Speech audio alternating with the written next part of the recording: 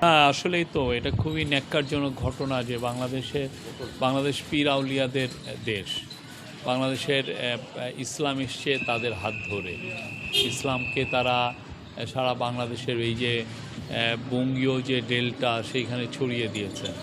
তো এখন তাদের হাত দিয়ে যে ইসলাম এসছে তাদের অনেকের মাজার আছে, এখানে উরুস হয়, ইসালে সওয়াব হয়, হ্যাঁ, অনেক ধরনের মাহফিল হয়। আপনি যদি শীতকালটা আসলে দেখবেন যে একটার পর একটা মাহফিল আছে।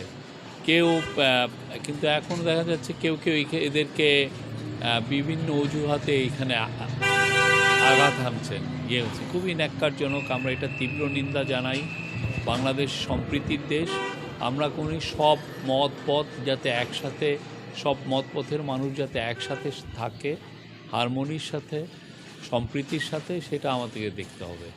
আপনি যেটা যদি মনে হয় যে না এই জায়গায় আমার যাওয়া ভাল লাগছে না, আমি এটা নেই না, আপনি যাবেন না। কিন্তু তাহলে আপনাকে তো রেসপেক্ট করতে হবে। প্রত্যেকটা ধর্মীয় পথকে আপনার রেসপেক্ট করতে হবে।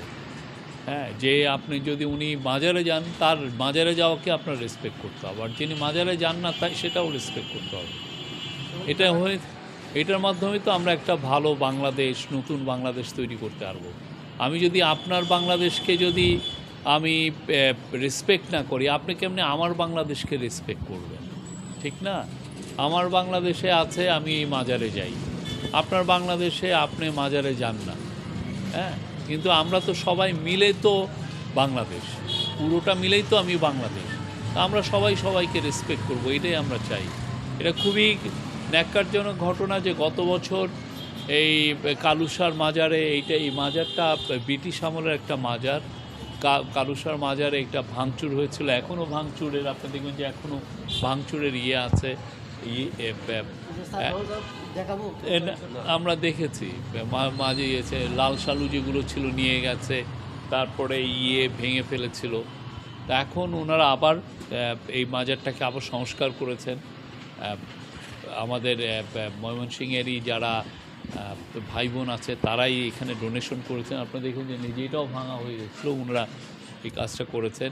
গত বছরের পরে এই বছরে যে গতকাল ওনারা একটা ঔরসও করেছেন, প্রায় 1000 জন এসেছিলেন, সবাই দোয়া মাহফিল করেছেন। আমরা চাই বাংলাদেশে সব ধরনের মানুষ, সব মত পথের মানুষ সম্প্রীতির সাথে বসবাস করুক, আনন্দের সাথে থাকে। আমরা মনে করি নিরাপত্তার ব্যবস্থা হচ্ছে এবং আস্তে আস্তে পুলিশ অনেক জায়গায় কনফিডেন্স পেয়েছে, নিরাপত্তা দিচ্ছে। অনেক মানুষের মধ্যে বোধোদয় হয়েছে যে এই জিনিসটা একটা ন্যক্কারজনক ঘটনা, এটা করাটা ঠিক না। আর আমি বুড়া পীরের মাজারে গেলাম। আপনি জানেন বুড়া পীরের মাজার তো খুবই পুরনো, ময়মনসিংহ শহরের সবচাইতে পুরনো মাজার সেখানেও গেলাম, ওইখানে মাজার জিয়ারত করেছি।